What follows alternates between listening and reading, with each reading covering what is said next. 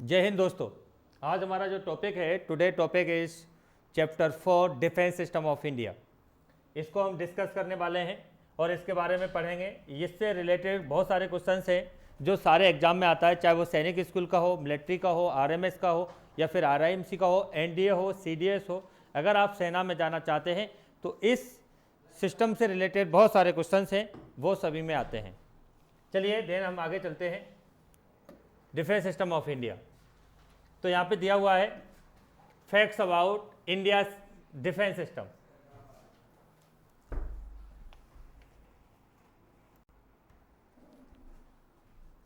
सबसे पहले मैं बात करता हूँ facts about Indian defence system. The India defence system is the world third largest defence system. First is China and second is USA. तो दुनिया का सबसे तीसरे नंबर पे आने वाला डिफेंस सिस्टम में बहुत बड़ा है। India arm force consist of the army, navy, air force. ये तीनों के तीनों हमारे आर्म फोर्स में आते हैं, आर्मी, नेवी और air force. Supreme commander of the arm force is the president of India होता है। The administrative control of the arm force is the ministry of defence system. तो यहाँ पर जो मिनिस्ट्री है डिफेंस सिस्टम है वो इसको कंट्रोल करने का काम करती है। On July 1, 2002 defence ministry was the renamed to the integrated headquarter of the Ministry of Defense।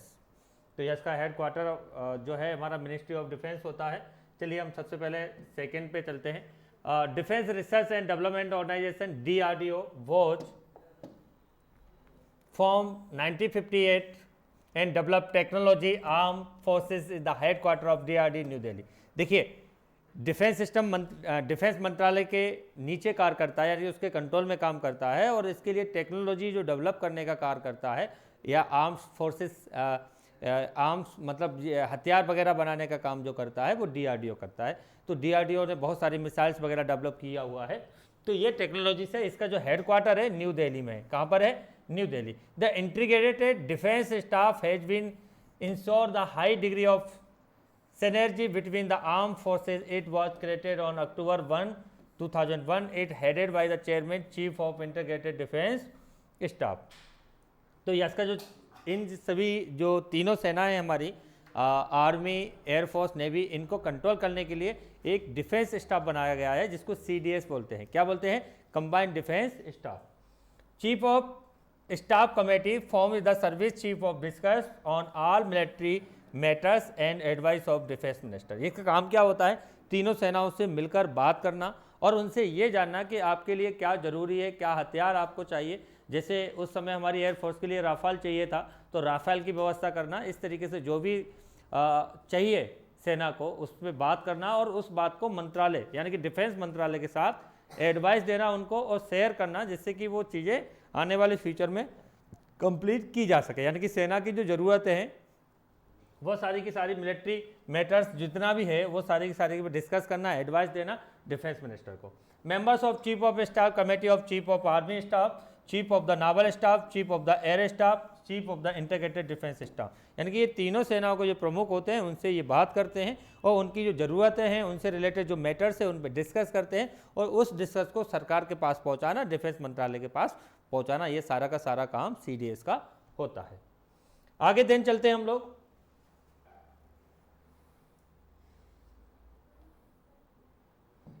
चलिए, the chairman of the chief of staff committee of the longest service chief of staff strategic forces command of responsible administration and control the delivery nuclear weapons warhead was the created January 4, 2003 first commander in chief of strategic force command and the air marshal तेज मोहन अस्थाना।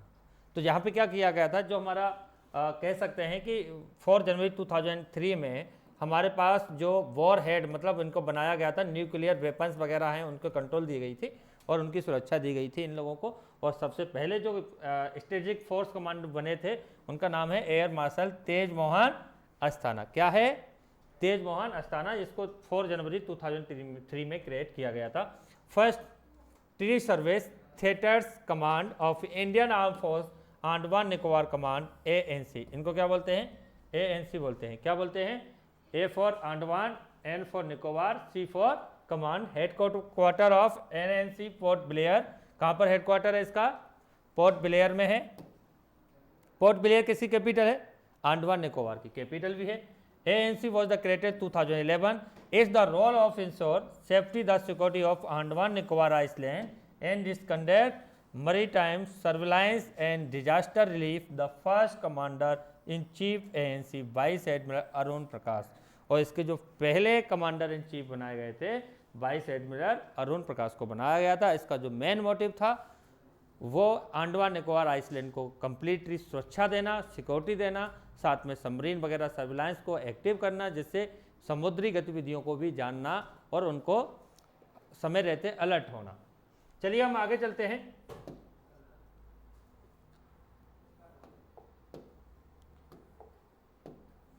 आगे हमारा जो चलता है, national defence university of India is the world third defence university. जो हमारी university है national defence university new Delhi में, ये गुड़गांव हरियाणा में आता है। इस नेशनल कैपिटल है, only China and USA have such the university, और इसके अलावा चाइना और यूएसए के पास और है, और हमारी भी थर्ड लार्जेस्ट यूनिवर्सिटी है डिफेंस के लिए, और इसमें सारा का सारा जो पढ़ाई होती है वो डिफेंस से रिलेटेड होती है। First defence minister of India कौन रहे हैं? बलदेव सिंह 1946 से लेकर 1952।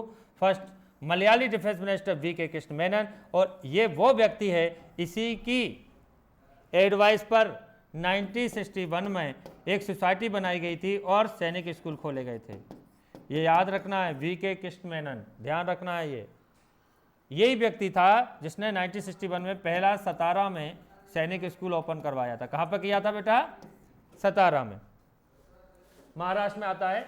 और इसका जो कार्यकाल रहा है 1957 से 1962 में, और इसकी कही हुई बात जब हमारा चाइना वॉर हुआ था उस समय बिल्कुल सही साबित हुई थी, और हम चाइना वॉर हार गए थे। तब से हमने सोच लिया कि अब हम अपने बच्चों को, देश के बच्चों को सेना के लिए तैयार करेंगे, ऑफिसर बनाएंगे।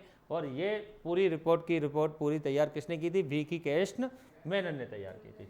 Second Malayali defence minister of longest and the continuously service defence minister of India A.K. Antony 2006 से लेके 2014 तक रहा है। इसका सबसे ज़्यादा सर्विस रिकॉर्ड है।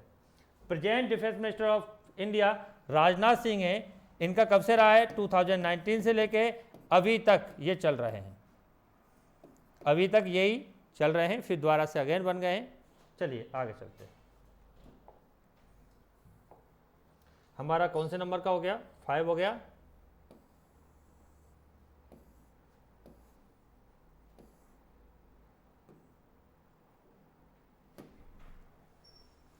अब आते हैं डिफेंस सिस्टम ऑफ इंडिया। सबसे पहले मैं बात करता हूं hierarchies of the arm force. इसमें क्या क्या होता है वो समझ लीजिए। सुप्रीम कमांडर प्रेसिडेंट होता है सभी सेनाओं का, फिर एडमिनिस्ट्रेटिव कंट्रोल होता है मिनिस्ट्री ऑफ डिफेंस, फिर इसके बाद हेडक्वार्टर न्यू दिल्ली, फिर आर्मी, नेवी, एयरफोर्स, इस तरीके से इसको कंट्रोल किया जाता है। Fact about the Indian army की बात करूं तो Indian Army is the world second largest standing army, first China. दुनिया की सबसे बड़ी आर्मी है। समथिंग अबाउट 15 लाख सैनिक हैं हमारे इंडियन आर्मी में। कितने लाख? कितना है?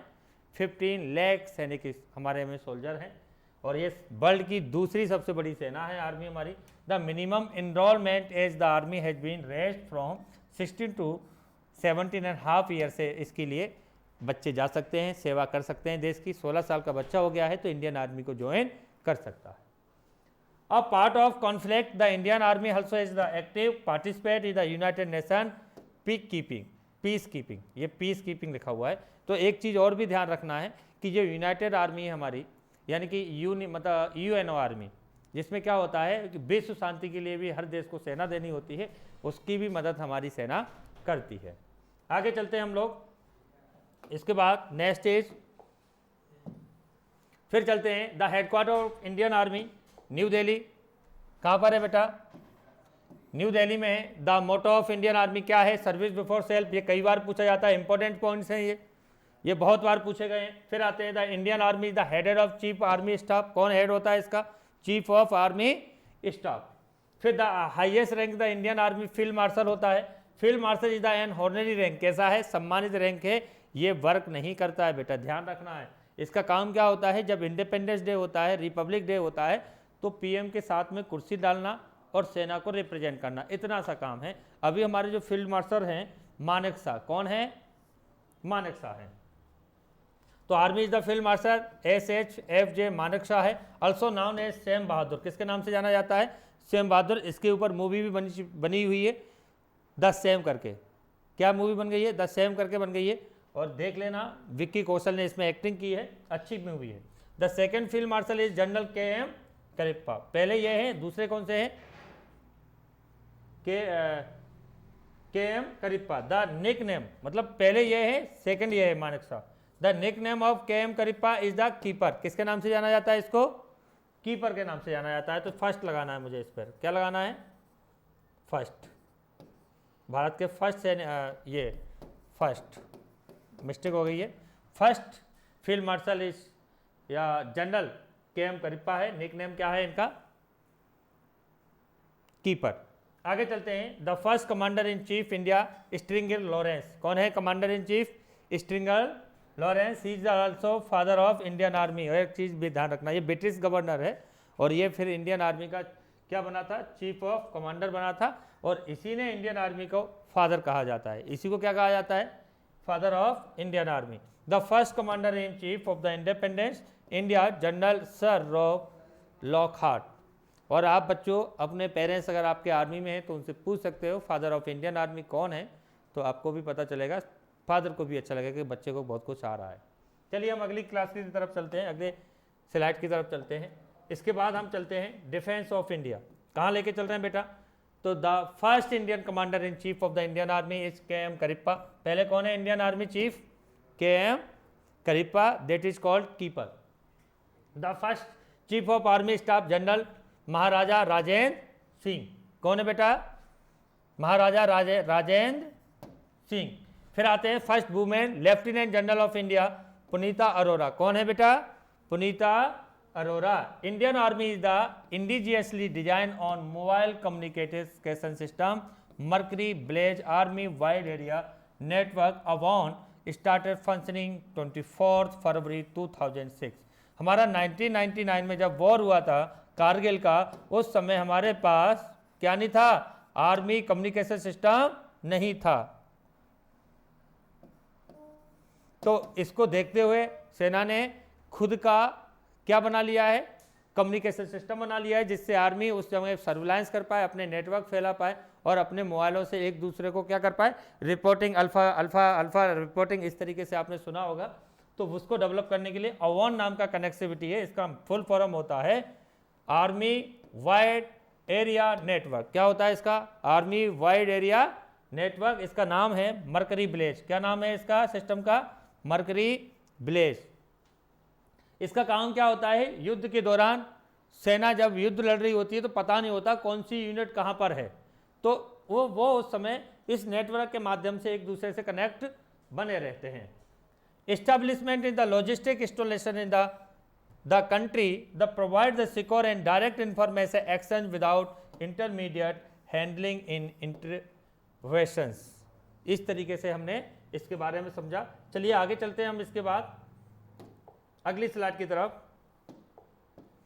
ये आता है national defence academy was the established, और इसके लिए क्या बनाया गया था, नेशनल डिफेंस अकेडमी NDA। क्या बनाया गया था, 7 दिसंबर 1954। इंपॉर्टेंट है क्योंकि आर्मी में ऑफिसर बनना है, एयरफोर्स में ऑफिसर बनना है, तो NDA ही एक ऐसा रास्ता है इस एग्जाम को पास करने के बाद ऑफिसर आप डायरेक्टली बन सकते हो। तो इसकी जो स्थापना थी, एस्टेब्लिशमेंट है, वो 7 दिसंबर 1954 में हुई है। और मोटो क्या दिया हुआ है, defence academy service before self. जो आर्मी का है वही NDA का मोटो है। क्या है NDA का मोटो, सर्विस बिफोर सेल्फ, यानी खुद से पहले सेवा, सेवा परम धर्म। और यही कारण होती है कि आर्मी किसी भी परिस्थिति में लड़ने के लिए तैयार हो जाती है। वो अपनी जान की परवाह ना करते हुए सिविलियंस की परवाह करती है कि मुझसे पहले सेवा होनी चाहिए देश की, मैं नहीं हूँ, देश की सेवा मुझसे पहले होनी चाहिए। इसीलिए आर्मी सेना के लिए सैल्यूट बनता है, क्योंकि उनका जो मोटिव है वो खुद के लिए नहीं है, देश की सेवा के लिए है। आगे चलते हैं हम लोग। Cantonments are the military residential area. जो कैंटोनमेंट एरिया होता है वहाँ पे मिलिट्री का रहने का एरिया होता है और उसी को हम कैंटोनमेंट बोलते हैं। जहाँ मिलिट्री रहती है उसको क्या बोलते हैं हम लोग, कैंटोनमेंट बोलते हैं। The cantonment India were the established Robert Clive 1765। और कैंटोनमेंट की जो स्थापना है, मिलिट्री का जो आवासीय एरिया है, उसकी स्थापना रॉबर्ट क्लाइव ने की थी 1765 में। अब आते हैं, India has the 22 listed cantonment area. कितने हैं, 22। जैसे ग्वालियर में है ग्वालियर कैंटोनमेंट, मुरार कैंटोनमेंट बोलते हैं, ऐसे हर जगह है। दिल्ली कैंटोनमेंट एरिया, तो जहां मिलिट्री रहती है उसको कैंटोनमेंट बोलते हैं। और इस तरीके से 62 लिस्टेड है इंडिया के अंदर। कितने हैं cantonment area? 62। The largest cantonment India Kanpur, कौन सा है?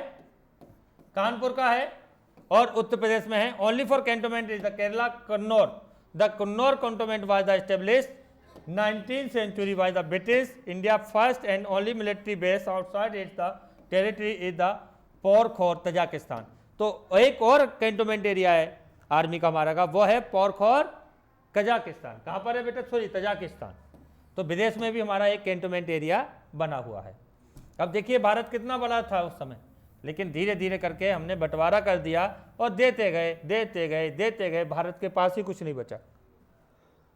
चलिए अब जो भी है उसको संभालना है। सबसे पहले बात कर रहे हैं commission of rank Indian army की। तो मैं आपको बता देता हूं, इंडियन आर्मी की जो स्टार्ट है वो 2 स्टार से होता है, इसको लेफ्टिनेंट बोलते हैं। फिर लेफ्टिनेंट के बाद 3 स्टार कैप्टन बन गया, मेजर बन गया, अशोक लग जाता है, ब्रिगेडियर बन जाता है, Ashok 1 star, major general 2 star 1 Ashok, फिर लेफ्टिनेंट जनरल, फिर जनरल। जनरल इसके हाईएस्ट पोस्ट होती है, इसकी वर्किंग पोजीशन में। आगे चलते हैं हम लोग। इसी तरीके से तीनों सेनाओं के ऑफिसर्स होते हैं। फिर चलते हैं defence minister of the time of war. जब हमारे वॉर हुए थे उस समय कौन कौन डिफेंस मिनिस्टर थे वो आपको थोड़ा सा और पढ़ना है। चलिए, इंडो पाक मतलब पाकिस्तान वॉर हुआ था इंडिया और पाकिस्तान का, जो फर्स्ट कश्मीर वॉर के नाम से जाना जाता है देश की आज़ादी के समय, वो 1947 से लेके 1948 के बीच में हुआ था। उस समय हमारे डिफेंस मिनिस्टर थे बलदेव सिंह। वो युद्ध भी हमने जीत लिया, लेकिन इत्तेफाक से नेहरू की गलती से हमने वो युद्ध जीतने के बाद भी हम लोग हार गए, क्योंकि यूएनए में हम कश्मीर का मुद्दा उठाए और उसको यूएनए लेके गए। इसकी वजह से भारत की साख खराब हुई। आगे हम बात करते हैं, इंडिया चाइना वॉर हुआ 1962, वीके कृष्ण मेनन थे उस समय।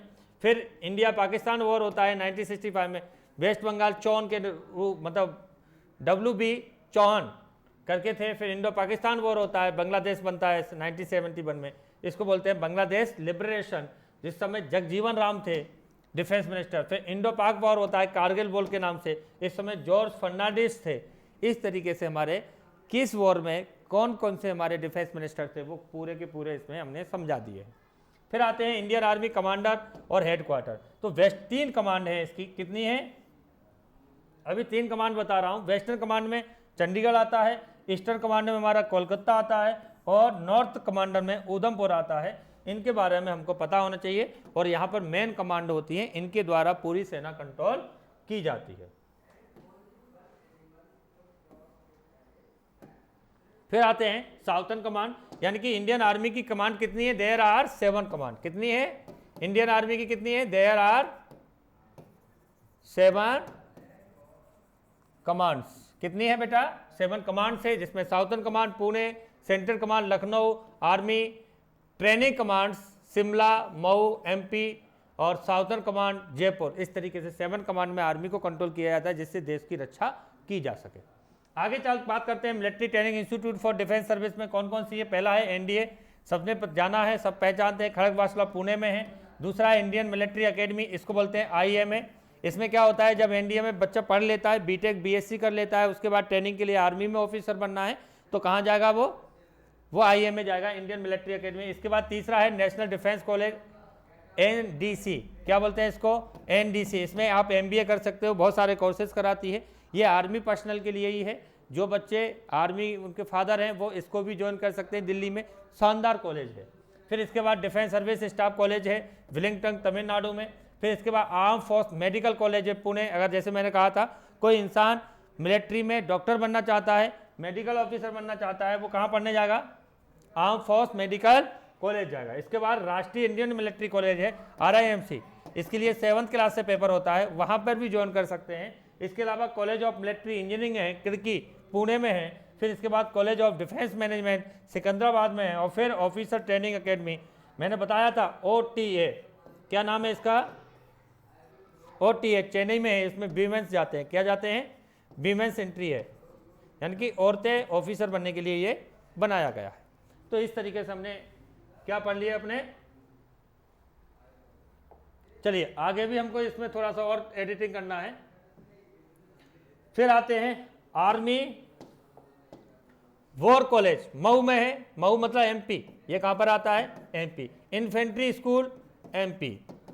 High altitude warfare school Gulmarg, Gulmarg कहां पर है, हिमाचल प्रदेश में। फिर आते हैं स्कूल ऑफ आर्टिलरी देओलाली। फिर army of defence college, army air defence college Gopalpur. Counter insurgency and jungle warfare school Vairengte Mizoram में है, और वहाँ पर जंगल है इसलिए ये वहीं पर बनाया गया है। Army airborne training school Agra में है। एयरबोर्न जानते हो, पैराशूट से नीचे कूदना, इसको बोलते हैं, ये आगरा में है। आगे चलते हैं, आर्मी स्पोर्ट इंस्टीट्यूट पुणे में है। आर्मी कैडेट कॉलेज एसीसी बोलते हैं इसको, क्या बोलते हैं, एसीसी। मैंने बोला था कि कोई पर्सन आर्मी में है और ऑफिसर बनना चाहता है, डायरेक्ट एसएसबी देना चाहता है, तो वो इसके थ्रू वहाँ पर जा सकता है। फिर आते हैं ईएमई स्कूल वडोदरा में है। Army clerk training school Aurangabad में है। Institute of national integration Pune में है। Army school of physical training ये भी पुणे में है। पुणे में बहुत सारे स्कूल हैं बेटा, ध्यान रखना है आपको। चलिए आगे हम लोग चलते हैं। अब बात करते हैं fact about Indian navy. Army हमने पूरी पढ़ ली, अब इंडियन नेवी की बारी आती है। तो Indian navy is the headed chief of naval staff, तीनों के चीफ ऑफ नावल स्टाफ होते हैं head. The headquarters of Indian navy is at New Delhi, कहां पर है बेटा, न्यू दिल्ली में। The motto of Indian navy शान ऑफ बरना, क्या है इसका मोटो, ये पूछे जाते हैं, इंपॉर्टेंट पॉइंट्स हैं, आपको याद रखना है। मे the Lord of ocean by auspicious into अस, मैं भगवान समुद्र के देवता को प्रणाम करता हूँ, ठीक है। टू फ्लीट ऑफ नेवी है हमारे, एक वेस्टर्न फ्लीट और ईस्टर्न फ्लीट। क्यों है, क्योंकि इंडिया का जो समुद्री इलाका है वो इस तरीके से है, तो इस वाला का ईस्टर्न बोलते हैं, गुजरात वाले का, वेस्ट बंगाल वाले को क्या बोलते हैं हम लोग, वेस्टर्न बोलते हैं। क्लियर, तो ये टू फ्लीट है हमारे। और आगे चलते हैं, एयरबेस ऑफ नेवी। एयरबेस मतलब यहाँ पे इनके खुद के हेलीकॉप्टर भी होते हैं, लड़ाकू जहाज भी होते हैं, उनसे भी ये लड़ते हैं। तो यहाँ पे टू मेजर नेवल एयरबेसेस हैं, एक गोवा में है और दूसरा अकरनम, and there are bases Visakhapatnam, Visakhapatnam, Port Blair और अंडमान निकोबार। ये निकोबार लिखा है बेटा, निकोबार है ना। आगे चलते हैं, the first Indian to be the granted commission as an engineer officer sub lieutenant P N Mukherjee in 1928। तो पहले जो कमीशन होने वाले हैं इंडियन इंजीनियर ऑफिसर पर, तो 1928 में पीएन मुखर्जी है। चलिए हम आगे चलते हैं। इसके बाद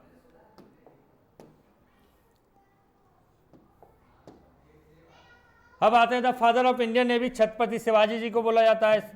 कौन है, Chhatrapati Shivaji Bhosale. A special operation unit of Indian Navy created by the conducting special operations such as the amphibious warfare, counter terrorism, direct action, special reconnaissance, etc. Marcos marine commando force.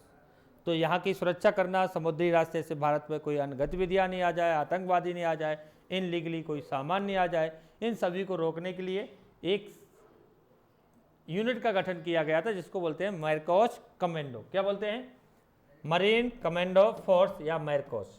Novel aviation museum is the Vasco da Gama, यहाँ पे aviation museum भी बना है जिसमें navy के बारे में सब कुछ समझ सकते हैं, देख सकते हैं। गोवा में है। इट वाज एस्टैब्लिश्ड 12 अक्टूबर 1998 में, यानी कि 1998 में इसको बनाया गया है। The first chief of naval staff कौन रहे इंडिपेंडेंस के, रियल एडमिरल JTC हॉल। क्या है जिसका नाम, पहले नावी के सबसे बड़े ऑफिसर बनने का, JTS हॉल।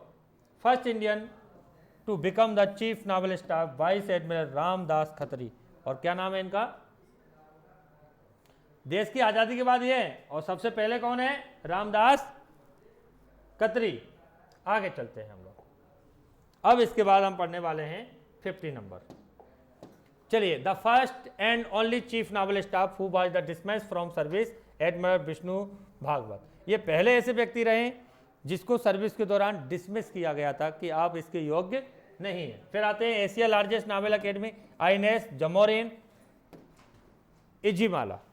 अगर आप नेवी में ऑफिसर बनना चाहते हैं तो NDA के 3 इयर्स के कोर्स के बाद आपको यहाँ भेजा जाएगा जमोरिन इजिमाला में, फिर वहाँ पर आपको नेवी की ट्रेनिंग दी जाएगी, फिर नेवी के ऑफिसर आप बनने लगोगे। फिर आते हैं India largest novel base, INS Kadamba, Karnataka का है। बेस मतलब जानते हो जहाँ पे जहाज वगैरह रुक सकते हैं। Are naval base is the Port Blair, Andaman Nicobar, island, INS Jarawa. फिर आते हैं are naval base of the southern naval command located on Kavaratti island in the Lakshadweep, INS Deep Prakashak. चलिए हम लोग आगे चलते हैं।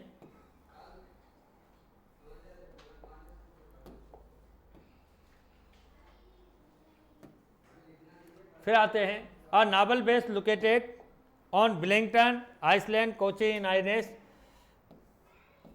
वेंदुरुथी। Are naval submarine base of eastern naval command located Visakhapatnam, Andhra Pradesh in INS ब्रभुवु। तो ये कुछ नावल हमारे बेस हैं, कहाँ कहाँ कौन कौन सा वो मैंने बता दिया है। अब इसमें कमीशन ऑफ रैंक्स देखते हैं। तो सबसे पहले लेफ्टिनेंट, सब lieutenant, lieutenant, commander, real admiral, vice admiral और एडमिरल, ये होते हैं। तो ये आप थोड़ा सा पढ़ लेना। सॉरी, थोड़ा सा फिर से बता देता हूँ। सबसे पहले सब lieutenant, lieutenant captain, lieutenant commander, commander, air admiral, vice admiral और एडमिरल होते हैं। Indian navy command and headquarter, किस पे हम लोग चलते हैं? Indian navy command and headquarter. इसकी 3 कमांड है। मैंने भारत का बताया था, इस तरीके से नक्शा है तो समुद्री एरिया को कवर करता है।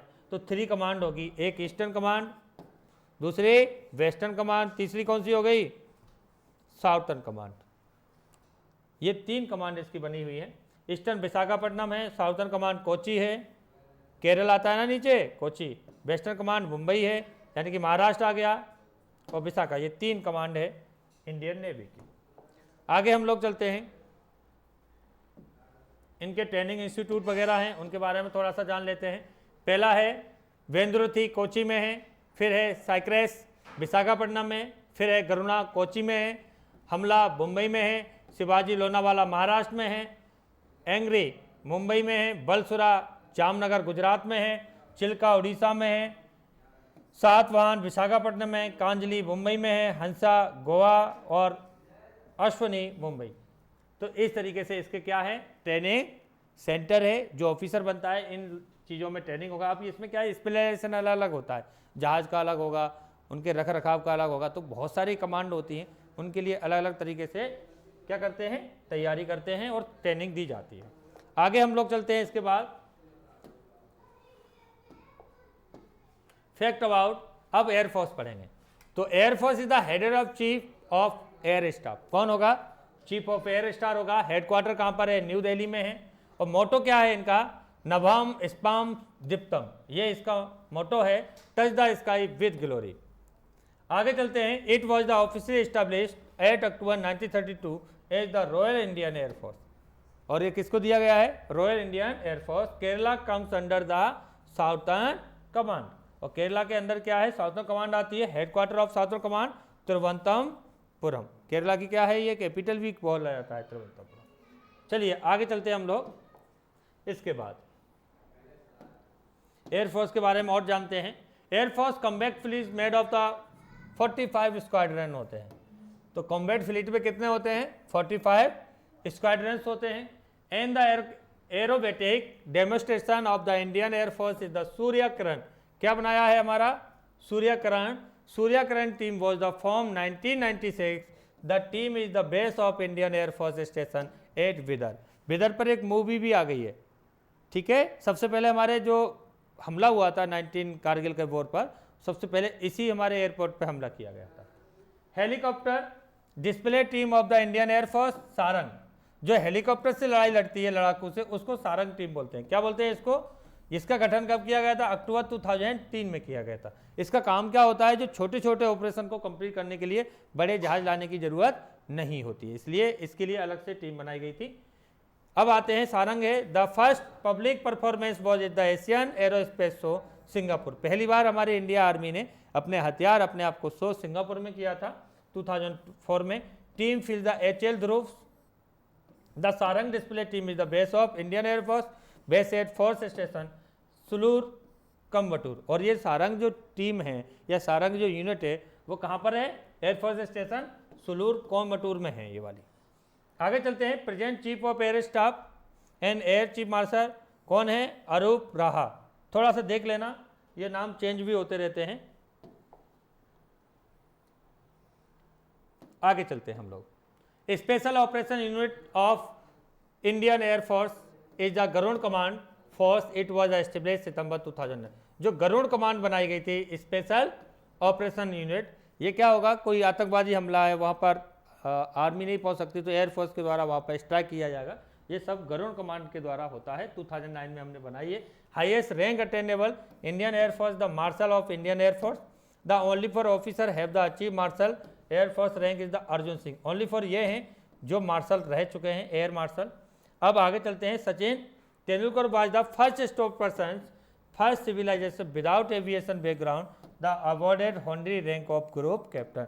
तो इंडियन एयरफोर्स में सचिन कभी ग्रुप कैप्टन बनना चाहते थे लेकिन इत्तेफाक से नहीं बन पाए, तो उनको सम्मानित किया गया था ग्रुप कैप्टन रैंक से।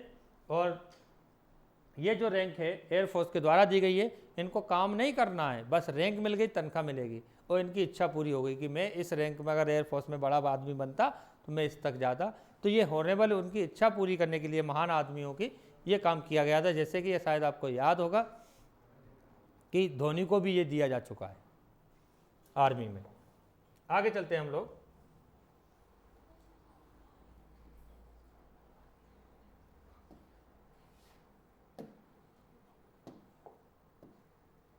अब कमीशन ऑफ रैंक क्या क्या होता है। पहला flying officer, lieutenant, flight lieutenant, flying officer, flight lieutenant, squadron leader, wing commander, group captain, air commander, air vice marshal, मायर मार्शल और एयर चीफ मार्शल। ये इसके ऑफिसर रैंक के हैं जो आपको याद करना है। मोस्टली ये पूछा जाता है कि flying officer in army position, तो आपको बताना पड़ेगा फ्लाइंग ऑफिसर वहाँ पे क्या होगा, लेफ्टिनेंट होगा। एयरफोर्स ट्रेनिंग सेंटर कौन कौन से हैं। पहला है हैदराबाद में नेविगेशन एंड सिग्नल स्कूल, दूसरा है एयरफोर्स एकेडमी हैदराबाद, तीसरा है एयरफोर्स एडमिनिस्ट्रेशन कॉलेज कोयम्बटूर, फिर है हेलीकॉप्टर ट्रेनिंग स्कूल अवाधी, फिर है college of air welfare Secunderabad, air force technical college Jalahalli, flying instruction schools Tambaram. ये कुछ इनके कॉलेजेस हैं जिनके बारे में हम पढ़ रहे हैं अभी। आगे और देख लीजिए।